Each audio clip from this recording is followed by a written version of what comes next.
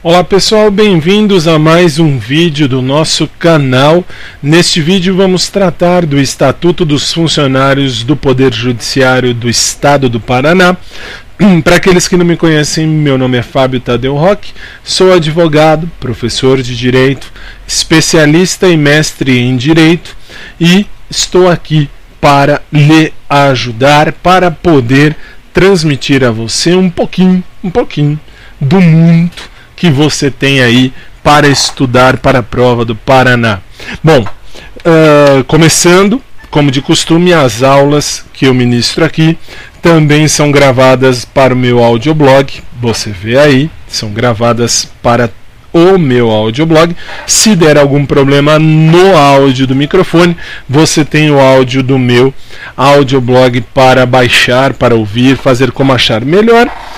E que mais? Tem um aplicativo, é verdade, 5.000 acessos já, quase 5.000, batemos os 5.000 acessos quase, no app.vc/Fábio_Tadeu_Roque, sendo que esse Roque é R-O-C-C-H-I. Está aí na sua tela, para você que me vê no YouTube, para você do audioblog, falei o endereço, copie o endereço no seu navegador, baixe e você terá meu aplicativo com tudo que diz respeito a mim ali dentro. Aí dentro tem todo o conteúdo a meu respeito. Bem, no mais, você tem os meus canais de comunicação. Aqui em cima no YouTube tem o meu telefone, meu WhatsApp. Fique à vontade, eu demoro um pouquinho para responder porque tem mais de 150 mensagens por dia. Uma vez postei uma foto no Instagram com 450 WhatsApps. Não conseguia responder tudo de uma vez, mas respondi, leio tudo e respondo tudo, enfim. No meu site, fabiotadeu.net, você tem este material de apoio que nós vamos usar na próxima meia hora, um pouquinho mais de meia hora. Por quê? Porque eu vou otimizar o seu tempo, vou objetivar o seu estudo. Veja só, vamos começar, vamos entrar na tela já para não perder mais tempo. Esse material está à sua disposição no meu blog, que está dentro do meu site aí na sua tela, site fabiotadeu.net.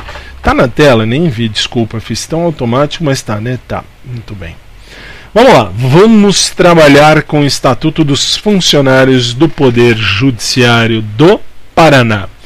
Até o artigo 150, ele se aplica para dois grandes grupos: o primeiro grau de jurisdição e a Secretaria do Tribunal de Justiça. Isto você precisa ter uma noção. O que? Isso que eu estou grifando aqui. Primeiro grau de jurisdição são os servidores que trabalham nas varas. Você vai trabalhar numa vara civil, uma vara criminal, vara das falências, fazenda pública, família, enfim, qualquer uma das varas. Ótimo. Professor, eu posso ser promovido ou removido? Pode, desde que você seja um servidor de primeiro grau de jurisdição, que é o técnico do TJ Paraná, que é do primeiro grau de jurisdição. Perdão. O servidor é igual funcionário. Vale dizer que a palavra servidor é o funcionário. Você presta concurso, passa, se torna um servidor, toma posse, entra em exercício, é um servidor. E na secretaria do tribunal tem servidor também, só que é um grupo menor. Então, primeiro grau de jurisdição são todos os que trabalham na vara, destas todas que estão aí na sua tela. E tem aí também o grupo menor de servidores da Secretaria do Tribunal de Justiça, que também prestam concurso. É a mesma coisa. Artigo 2º, olha lá. Funcionário, o que é um funcionário? É a pessoa investida em cargo público com vencimentos ou remunerações percebidos dos cofres públicos estaduais. Aqui está a definição de funcionário. Portanto, você tem que saber. Funcionário. O que é cargo? Cargo é o conjunto de atribuições e responsabilidades. São as coisas que você vai fazer dentro da sua função. Você é um funcionário, sendo funcionário, a sua função é o conjunto de atribuições vinculadas a determinadas habilitações para o desempenho de tarefas distintas. Leia-se, cargo é a atribuição, é exatamente a função, ou são as funções que você vai desempenhar ao longo da sua vida. E isto agora você tem que saber o artigo 4º do Estatuto, que trata do que é classe. Classe é o agrupamento de cargos da mesma denominação. Grupo ocupacional é o conjunto de classes, que diz respeito a atividades profissionais correlatas, semelhantes. E nível é a subdivisão interna das classes ao qual se atribui vencimentos próprios. Ok. Classe, agrupamento de cargo. Grupo ocupacional, agrupamento de classes. São profissionais que têm a mesma profissão, que têm a mesma função ou função semelhante. E nível é a subdivisão interna das classes. É uma subdivisão das classes. Cada cargo tem um nível 1, nível 2, enfim. Artigo 2º já falamos, artigo 3º já lhe expliquei, e artigo 4º eu lhe falei agora, e esse artigo 4º tem que saber muito, tal qual o 2º. O artigo 3º você precisa ter uma noção. Ok. Artigo 6º. Os cargos públicos são de provimento efetivo ou de provimento em comissão. Provimento efetivo é concurso, por concurso. Concurso público está aqui. Parágrafo 1º do artigo 6º. E parágrafo 2º do artigo 6º fala dos cargos em comissão. Comissão são os cargos que são direção, assessoramento e assistência superior. Tá aí, direção, grifa o que já está em vermelho, porque aqui no parágrafo 2º estão os cargos em comissão. No parágrafo 1º estão os cargos de provimento efetivo.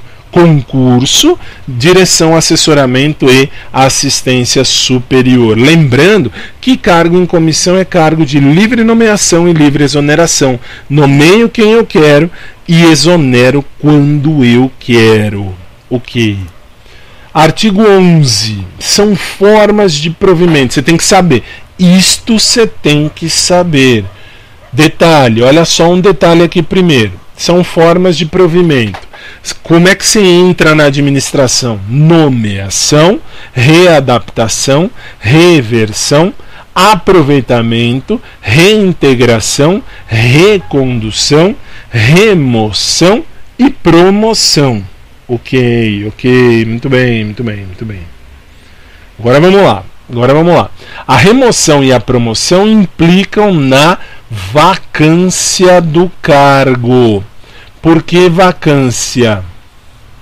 Porque no primeiro grau você pode ser removido. Como assim removido? Professor, eu não quero mais trabalhar naquele lugar. Por exemplo, eu não quero mais trabalhar no Paraná, quero ir embora para São Paulo. Então venha para cá. Ótimo, e daí? Você vai pedir a sua remoção.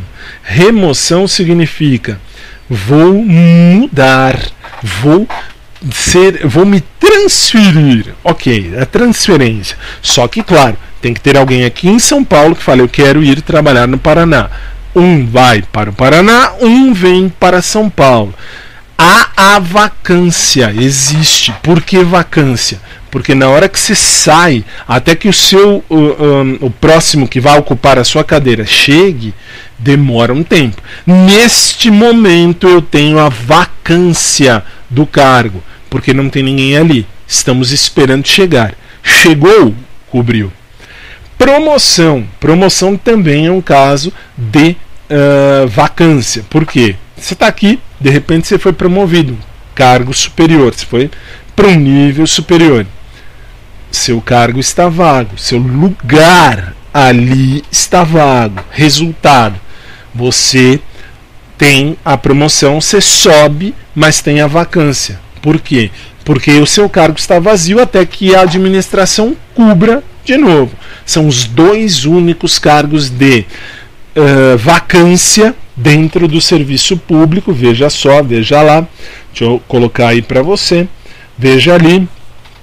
Você tem a remoção e a promoção como dois únicos casos de vacância. Você tem a nomeação, quando você passa no concurso, readaptação, quando você é readaptado, revertido, aproveitado, reintegrado, reconduzido, mas nós vamos ver isso passo a passo. A vacância do cargo, ela se dá por remoção e promoção, lembrando que remoção ou promoção são situações de provimento de cargo. Por que provimento? Porque você vai preencher um cargo, quer seja ali promoção, você está subindo de cargo, então você vai para outro cargo, mas o cargo ali está vago, vai vir alguém e supre, ou remoção, você vai embora para outro lugar e a pessoa vem para cobrir o seu lugar, ok? Ok.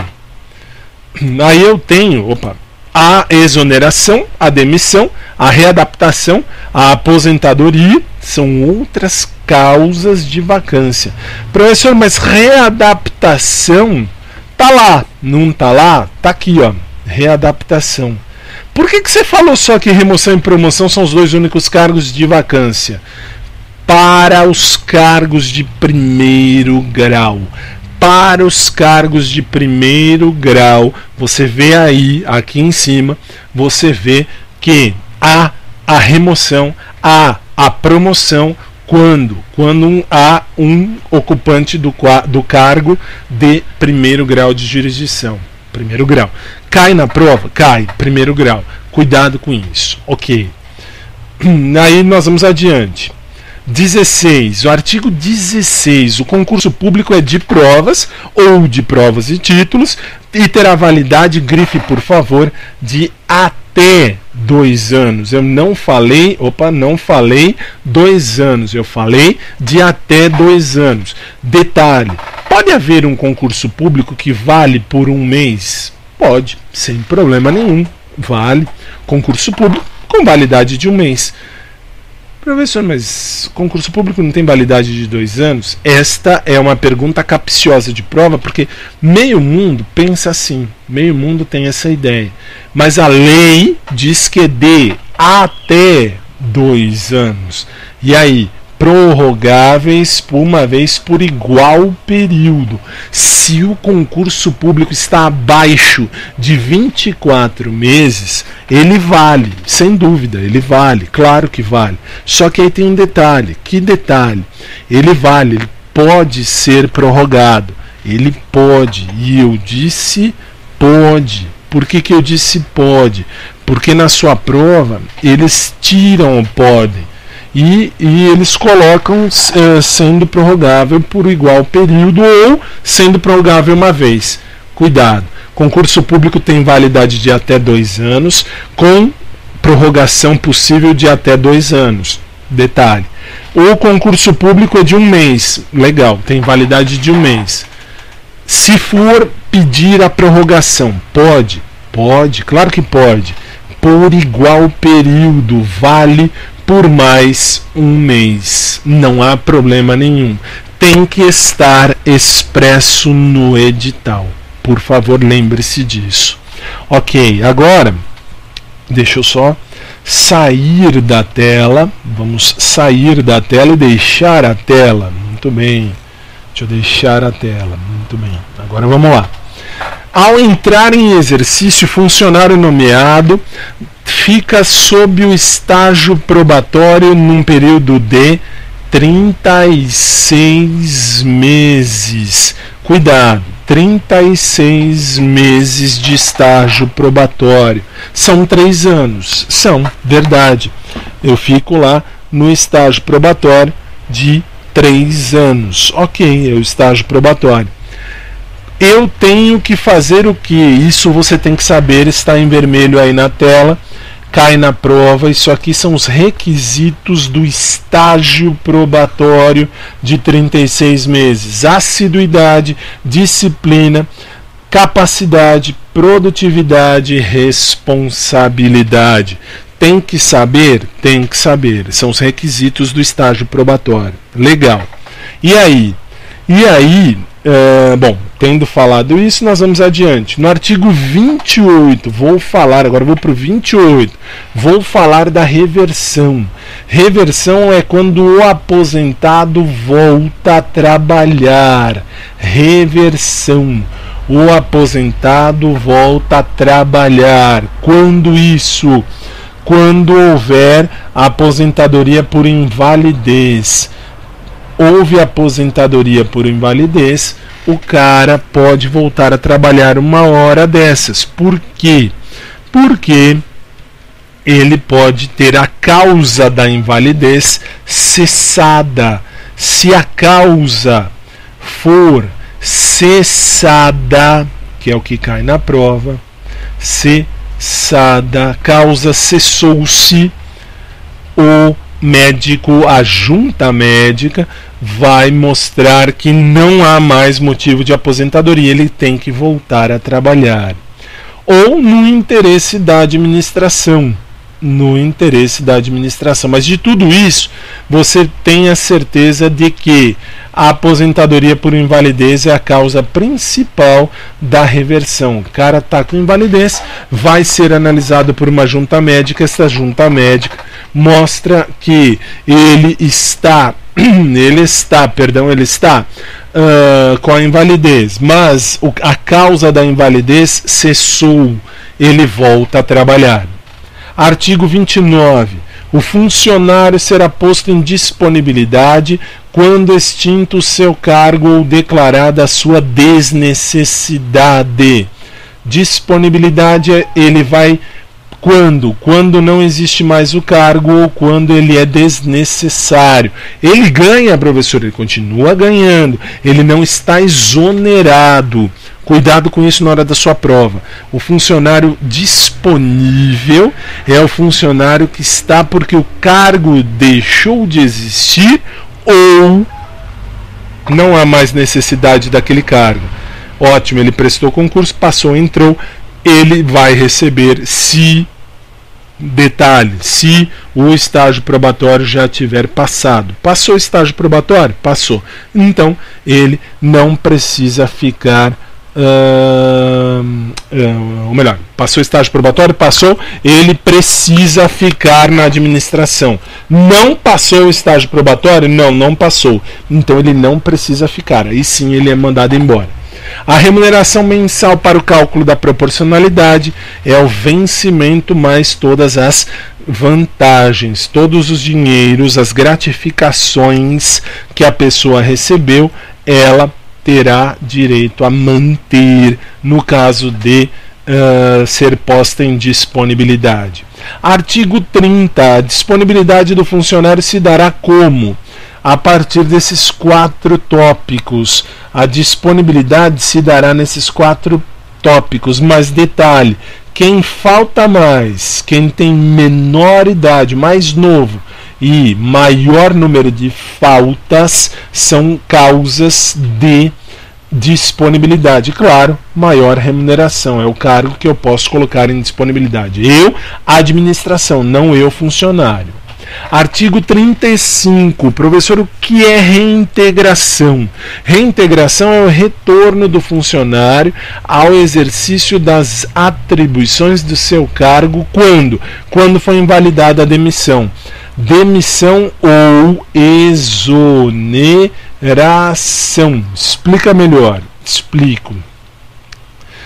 Deixa eu trazer agora a câmera para mim. Você está, aliás, eu não quero essa, eu quero essa, ok? E você está num processo administrativo disciplinar, sofre uma sanção, é demitido. Você tem a causa final, causou um dano, te demitem, te exoneram. Você vai à justiça pedir o seu direito de volta. Resultado. Nesse caso, o juiz diz: não houve problema nenhum, vamos colocar o cara de volta. Quando o juiz diz vamos colocar o cara de volta, ele está dizendo vamos reintegrar. O cara estava demitido, estava exonerado, ele volta a trabalhar e recebe todo o dinheiro durante o tempo em que ele estava fora, porque ele foi demitido, ele não foi aposentado. O demitido, exonerado, ele pode e vai receber quando voltar num caso de reintegração. Quem é que determina a reintegração? É o juiz. O juiz determina a reintegração. Ok. Vamos na tela. Artigo 36, recondução. Recondução é a volta do funcionário ao cargo anteriormente ocupado. Vamos imaginar, ele estava em outro cargo público e ele não se deu bem no estágio probatório daquele cargo. Ótimo, ele volta, ele reconduz-se ao cargo anterior. Legal, ele volta. Ou reintegra ao anterior ocupante. Se ele foi demitido e foi reintegrado, ao ser reintegrado, ele será ao ser reintegrado, ele será reconduzido. Preciso tomar água agora, senão a garganta vai pifar. Mas tudo bem, recondução é a volta do funcionário. O funcionário volta e quando volta, ele é reconduzido. Nestes casos que eu te mostrei aí. Artigo 40. Artigo 40, a jornada de trabalho é de 8 horas por dia, 40 horas semanais, facultada a fixação de 7 horas ininterruptas. Isto é, facultada a ideia de você não fazer hora de almoço, de uma maneira mais grosseira. Você pode trabalhar 7 horas direto, sem descansar, ou 8 horas dia, 40 semanais. Ok. Artigo 50. A exoneração de ofício. Ela pode se dar a pedido do funcionário. O funcionário pode pedir a saída. A exoneração é a demissão, é a saída. Pode ser pedida pelo funcionário e pode ser dada de ofício. De ofício por quê? Porque é determinado pelo superior. Quando? Quando não forem satisfeitas as condições do estágio probatório ou após a posse, se você, funcionário, não entrar em exercício. Você toma posse no cargo, você tem tempo para entrar em exercício. Se você não entrar em exercício, isto é, você vai na cerimônia de posse e não começa a trabalhar, você vai para a rua. Ou quando houver corte de despesa em termos de lei federal. Tem que haver uma lei federal. Artigo 51. Apenas a título de curiosidade, a exoneração de cargo em comissão se dá a pedido do funcionário ou a juízo do presidente do TJ. Muito bem. 52. O que é lotação? Lotação é o ato de definição da secretaria. É onde você vai trabalhar. Você será lotado em algum lugar, em alguma vara civil, criminal, em alguma secretaria, em algum setor, em alguma repartição do fórum. Ok. Artigo 53. Relotação. Relotação é quando você sai do prédio do fórum para o mesmo prédio do fórum, só que você troca de vara, você é relotado. Você sai, por exemplo, da vara civil e entra na vara penal, vara criminal. Ok, sem problema nenhum. Artigo 56. Progressão funcional. Você passou de um nível para o outro, você progrediu, você foi promovido, você tem a progressão funcional. É mudança de nível. Artigo 57. Esta progressão se dará por, guarde isso, antiguidade e merecimento. Antiguidade e merecimento causam a progressão. Não podem, cuidado, não podem, isso cai. Cuidado, porque não pode concorrer à progressão por merecimento.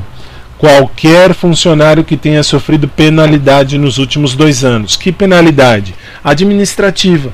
Descumpriu o código de ética. Ótimo. Ou aquele que está em disponibilidade. Ele não pode ser progredido, ele não pode ter a progressão, mas não por merecimento, mas sim por antiguidade. Por antiguidade não há problema, por merecimento há, ok? Artigo 62. Vencimento é a retribuição pecuniária pelo efetivo exercício do cargo. É o seu salário. Você não ganha salário, você ganha vencimento. É o seu dinheiro. É a retribuição pecuniária. É o dinheiro, é a moeda.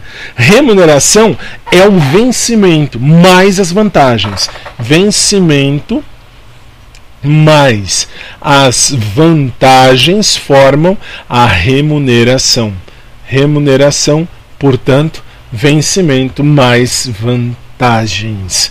O funcionário perderá, artigo 65, o funcionário perderá, vai no inciso 3, 1/3 da remuneração do dia se comparecer ao serviço com atraso. Se você atrasar-se ou sair antes, você perde 1/3 do seu dinheiro do dia. Ótimo. Dia de falta você sabe, e quando você faltou manhã ou tarde você perde. Mas se chegou atrasado ou saiu mais cedo, você perde 1/3 do salário daquele dia. Artigo 70 e o 71. 70. Poderão ser pagas ao funcionário as vantagens. O que você pode receber? O que você recebe além dos vencimentos? Indenização, adicional e gratificação. Adicional por tempo de serviço, gratificação por trabalho, indenização por algum problema que você tenha sofrido. Indenização, está aqui, ó, no artigo 71. Constituem as indenizações. O que são indenizações? Ajuda de custo, diária, transporte, algum problema que você sofreu. Ajuda de custo por quê? Porque você sofreu, você saiu do lugar onde você trabalha, você foi para outro lugar. Você tem uma ajuda de custo. Diária, você tem que pagar o hotel, por exemplo, do dia que você estava num curso, sei lá. E o transporte, o dinheiro da gasolina que você tem, se você foi de carro ou por transporte público, tem que pagar a sua diária, o seu transporte também. Artigo 72. Ajuda de custo. Ajuda de custo é a compensação das despesas do funcionário que, em virtude de promoção, teve que mudar de domicílio. Você mudou de domicílio, você mudou de casa. Ótimo. E aí? A ajuda de custo é paga no mínimo de 2 anos. Não pode. A cada 2 anos você pode ter uma ajuda de custo para mudar de lugar. Se mudar de lugar muito rápido, não adianta. O funcionário em serviço, artigo 73, que se afastar por ordem da administração da sede, em caráter eventual ou transitório para outro ponto, terá direito ao pagamento de passagens. Se você se ausenta, você tem direito de pagamento de passagens e das diárias. É o transporte e são as diárias. Ok. Aí, dentro deste artigo 72 que a gente viu, e tenho ainda o 73 que a gente já viu, mas eu tenho o 74. Este é importante num detalhe. Funcionário que receber diária e não se afastar da sede por qualquer motivo, fica obrigado a restituí-la integralmente no prazo de 2 dias. Você recebeu uma diária de um hotel, de um curso que você vai fazer. Ah, professor, não vou mais fazer o curso. Tá bom, não faça. Mas devolva o dinheiro da sua diária. Para quê? Para que não? Por quê? Porque a lei determina que você devolva em 2 dias. 2 dias. Artigo 95. Isso cai? Isto cai. O que cai? Cai o que está em vermelho. Se você depois de 12 meses quiser tirar férias, você pode, mas você terá 30 dias se você faltar, se você não tiver faltado, na verdade, por mais de 5 dias. Se você faltar até 5 dias, você tem 30 dias de férias no ano que vem.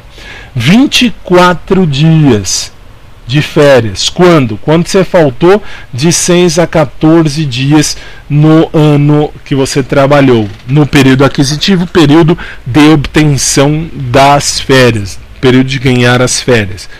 18 dias, quando? Aí 18 dias corridos, quando? Quando você faltou de 15 a 23 dias no período aquisitivo. E 12 dias, quando? Quando você faltou de 24 a 32 faltas no período aquisitivo no ano que você está trabalhando. Ok. Professor, isso cai? Cai, com especial atenção, esta aqui de 30 dias. Você quer ter 30 dias de férias, você tem que faltar até 5 dias. Especial atenção, 18 dias, que eles amam essa aqui. 18 dias corridos, quando você faltou de 15 a 23 faltas no período aquisitivo. Ok. Artigo 97, salário família. Salário família é aquele que recebe, é um salário, é uma ajuda, na verdade, é um valor na legislação federal, não é o Bolsa Família, é o salário família, porque na prova eles põem bolsa, às vezes não é. Se você ganhou um valor igual ou inferior a um salário mínimo nacional. Normalmente isso não tem no fórum, mas tudo bem. Ou ainda na proporção dos seus dependentes. Ótimo. Cônjuge ou companheiro. Se você tem um cônjuge ou companheiro e os filhos são seus dependentes, é o cônjuge, é o companheiro ou os filhos. Os filhos de até 18 anos, valem os enteados também, se estudante até 24 anos ou se inválido até qualquer idade. O inválido recebe esta ajuda o resto da vida. Menor de 18 anos que, mediante autorização judicial, viver na companhia às expensas do funcionário ou do inativo. Você tem um filho menor de 18 e ele vive com você, ele depende de você.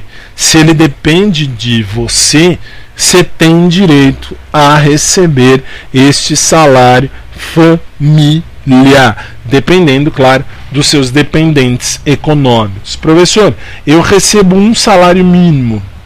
E aí? E aí você não tem cônjuge, nem companheiro, nem filho, nem menor de 18 anos com você, nem maior, até 24, ninguém, nem mãe, nem pai.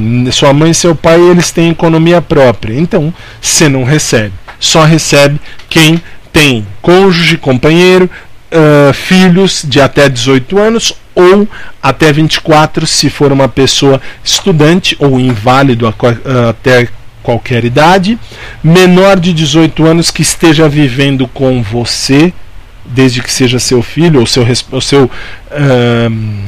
responsável, enfim, pessoa que você está se responsabilizando, mãe ou pai sem economia. Artigo 105. Aos funcionários vão se conceder licenças. Você tem todas as... Agora, detalhe, eu vou te apresentar apenas. Porque você tem que ler. Isto aqui você tem que ler.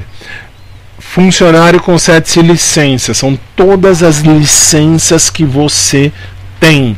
Só que tem um detalhe. Você vai ler esse artigo. Começa aqui, depois você vai lá para cima, desce, ótimo.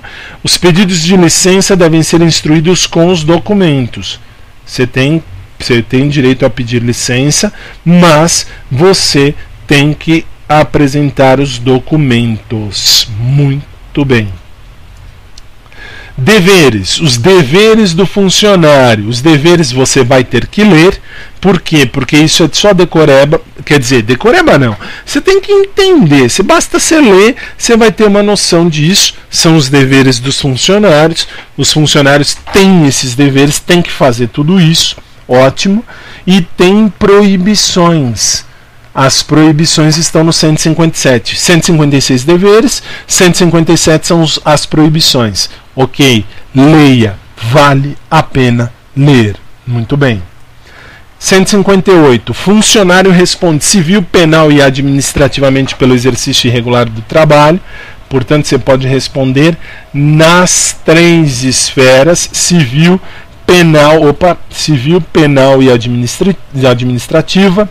As responsabilidades podem ser cumuladas, eu posso juntar. Você pode responder civil, penal e administrativamente. A responsabilidade civil decorre de ato omissivo ou comissivo, isto é, se fez com que ocorresse um dano ao funcionário ou a alguma pessoa, não importa. Ato omissivo ou comissivo, doloso ou culposo, resultou prejuízo ao dinheiro público, ao dinheiro da instituição ou a terceiros, a responsabilidade civil está feita, você responde civilmente. Responsabilidade penal são os crimes, responsabilidade administrativa depende da situação, você quebrou alguma coisa do código de ética, você não cumpriu um dever, não cumpriu uma obrigação, você acaba caindo aqui na administrativa e será afastada no caso de absolvição criminal. Se você for absolvido na esfera criminal, você não responde na esfera administrativa porque não teve crime, sinal que não teve nada de errado. Prescreve o direito de prescrição. Isto, por favor, lembre-se. Prescreve o direito de punir. O Estado só pode te punir até 3 anos quando há advertência, quando for uma penalidade leve. Censura ou devolução de custas, ok. 5 anos, eles podem te punir 5 anos quando você fez uma infração que pode te demitir ou te caçar a aposentadoria. Você é funcionário público do começo da sua existência até o fim da sua existência. Ótimo. A punibilidade da infração também prevista na lei penal como crime prescreve juntamente com este. Isto é, eles têm, quando é uma pena leve, isto é, advertência, censura ou alguma coisa muito simples, você tem que ser punido em até 3 anos. Coisas mais graves que te demitem ou te tiram a aposentadoria, te caçam a aposentadoria, prescrevem em 5 anos. Ok. No artigo 181, passei. O artigo 181. Prazo de prescrição começa a correr quando? Quando o fato tornou-se conhecido. Começa a contar esse prazo que eu te mostrei da prescrição do 180 aí, ó. Começa a correr quando? Quando o fato se tornou conhecido. No dia em que o fato se tornou conhecido do seu chefe ou da autoridade competente para dar aquela punição. E aí, pode interromper? Pode. Agora eu te dou uma questão de prova. A sindicância. Abriu a sindicância. A sindicância, ela vai fazer com que haja interrupção da prescrição. A prescrição está interrompida. Muito bem. Desde que ela proteja o contraditório e a ampla defesa. Se ela não responder, se ela não respeitar o contraditório e a ampla defesa, não há a interrupção da prescrição. Ok.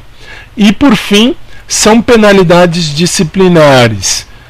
São penalidades disciplinares. Estas 5 você tem que decorar. Advertência, suspensão, demissão, cassação de aposentadoria, cassação de disponibilidade no 4, destituição do cargo em comissão. Ótimo. Cassou a aposentadoria ou cassou a disponibilidade, você está demitido. Ótimo. E assim eu coloco um ponto final em mais um dos nossos encontros. Ok, e aí? E aí, eu espero ter ajudado, de verdade, espero mesmo que eu tenha ajudado. É rápido porque, assim, eles te dão um tema gigante. Aí você fala, puxa, eu tenho que ver tudo isso, é muita coisa, eu vou me matar aqui. Não vai, não se mate, não se mate. Muito pelo contrário, estude. Estude o que eu te mostrei, é certo que isso cai na prova, fato. Professor, não quero isso, quero estudar outra coisa. Estude outra coisa, mas leia. Tenha no mínimo esta noção que eu te mostrei, que você terá certeza da sua vitória na prova. Ok? E é isso. Por hora eu fico por aqui. Se você gostou, por favor, dê o seu like. Se o som está bom, dê o seu like para que eu saiba. Ou se você gostou do vídeo, também dê o seu like. Professor, eu não gostei do vídeo, achei horrível. Dê o dislike. e inscreva-se no canal. Seja muito bem-vindo. É uma honra para mim ter você como meu amigo. Juntos nós vamos estudar todas as leis de todos os lugares daquilo que está acontecendo no Brasil para te ajudar. No que eu puder te ajudar, conte comigo. Nós vamos juntos rumo ao seu sucesso profissional. Por hora, é isso. Até a próxima.